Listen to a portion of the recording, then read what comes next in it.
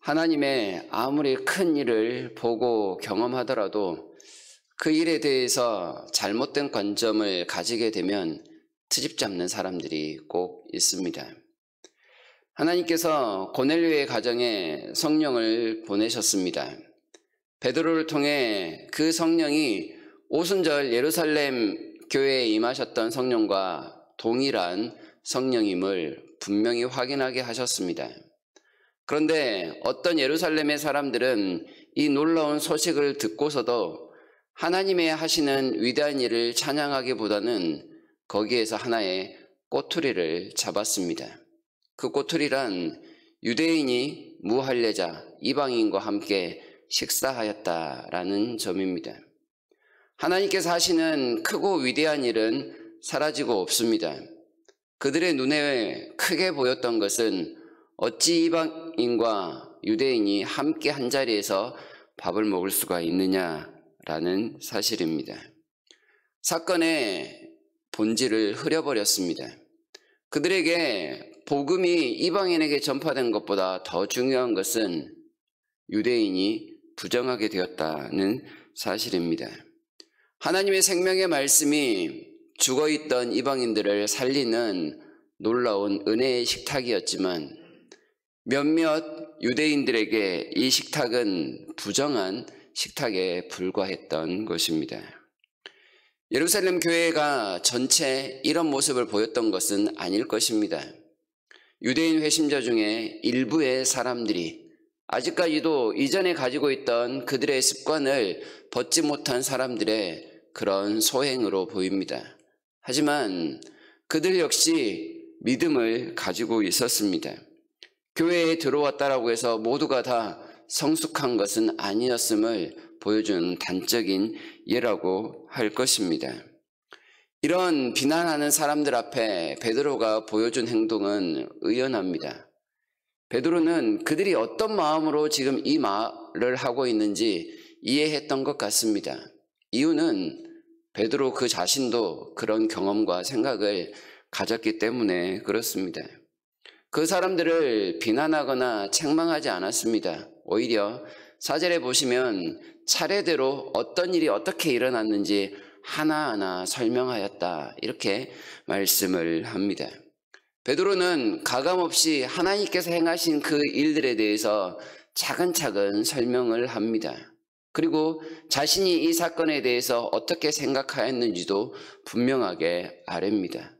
그러나 성령께서 그를 감동시키시고 하나님께서 그에게 음성을 주어 듣게 하시고 보게 하신 그 모든 내용이 자신의 눈앞에서 온전히 펼쳐지게 된 것을 이야기를 합니다. 중요한 것은 하나님께서 깨끗하게 하신 것을 사람이 함부로 속되다 할 수 없는 점이었습니다. 하나님의 복음을 전하는 그 순간에 성령께서 고넬료와 그의 집안 사람들에게 내리시는 모습을 베드로가 똑똑히 경험합니다. 그것은 그의 말대로 오순절 성령 강림과 동일한 성령의 은혜였고 선물이었습니다. 하나님께서 이방인들에게도 생명 얻는 회개를 주심에 대해서 전혀 제한이 없음을 분명하게 보았습니다. 처음에 믿음 없이 비난하기에 바빴던 사람들, 그들도 하나님 앞에 영광을 돌리는 모습을 18절에서 보여줍니다. 이방인들에게도 생명 얻는 회개를 주셨도다.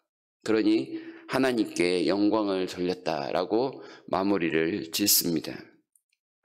베드로만큼 이 고넬료의 가정에 내린 성령이 오순절 성령 강림과 동일했다라는 것을 증언할 적격자가 또 있었겠습니까? 베드로가 유대인이었고 사도였고 예루살렘 교회의 처음 멤버였습니다. 그가 경험했던 바를 또한 고넬료의 가정에서 보았고 하나님께서 행하시는 놀라운 역사라는 것을 분명하게 드러낼 수 있는 그런 증인이었다라는 말씀입니다.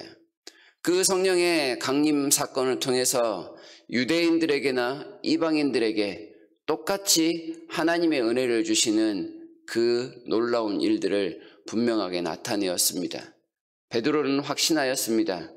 하나님 앞에서 이방인과 유대인의 구분은 사라졌다라고 말입니다.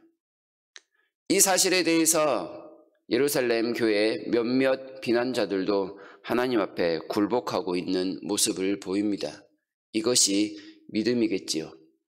처음에는 의심하였고 비난하였지만 하나님의 말씀의 권위 앞에, 성령께서 하신 그 일 앞에, 그렇다면 우리에게 아무런 할 말이 없습니다. 교회를 핍박했던 산헤드린 공회에는 성령께서 역사하시는 모습을 보면서도 하나님의 권위를 인정하지 않았습니다. 하나님께 끝까지 반기를 들고 있었던 모습과 비교해 본다면 이들에게는 분명한 믿음이 있었던 것입니다. 아직 성숙하진 않았지만 분명한 그런 믿음 말입니다. 아직도 이 사건을 보면서 우리 스스로에게 어떤 마음의 장벽이나 넘지 못하는 복음의 한계가 있지는 않은지 돌아볼 필요가 있겠습니다. 누군가를 미워하고 분리하고 편견과 감정에 응어리진 모습으로 하나 되지 못한 모습이 있다면 하나님 앞에 내려놓아야 될 그때가 된 것입니다. 하나님께서 같은 성령으로 같은 선물을 주셨으니 한 형제가 되기에 어떤 장벽이 있겠느냐, 우리 스스로에게 질문해 볼 수 있겠습니다. 하나님께서 거룩하게 하신 한 사람을, 그리고 누군가를 우리 스스로 감정과 어떠한 사건 때문에 선입견을 가지고 그대로 유지하고 있다면 그건 역시 하나님의 복음을 제한하고 있는 건 아닌가 심각하게 생각해야 한다는 뜻입니다.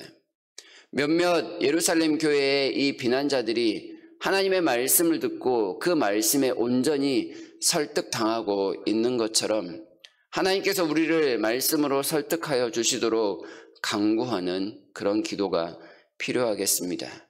그리고 하나님의 말씀이 온전히 이루어짐을 보면서 그 말씀에만 우리의 관심과 초점을 맞추는 훈련 역시 계속해서 감당해야 하겠습니다. 베드로와 예루살렘의 몇몇 비난자들이 보여주고 있는 것과 같이 오직 성령님께만 붙들린다면 우리의 미성숙한 믿음의 모습 역시도 차근차근 변화되어 갈 것입니다.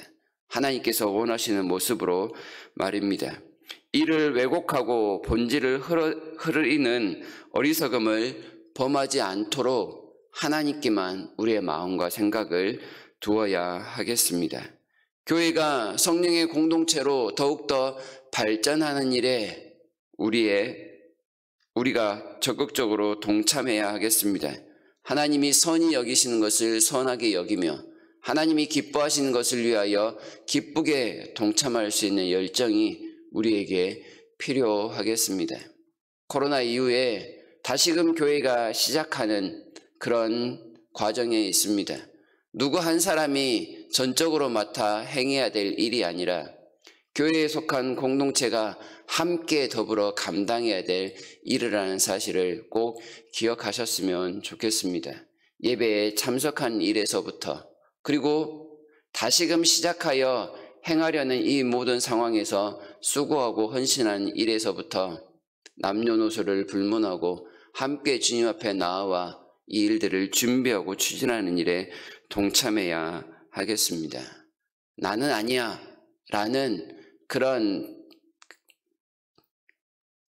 제안이 아니라 나부터 라는 그 주님의 마음을 가지고 주께서 원하시는 일에 함께 나아갈 수 있으면 좋겠습니다.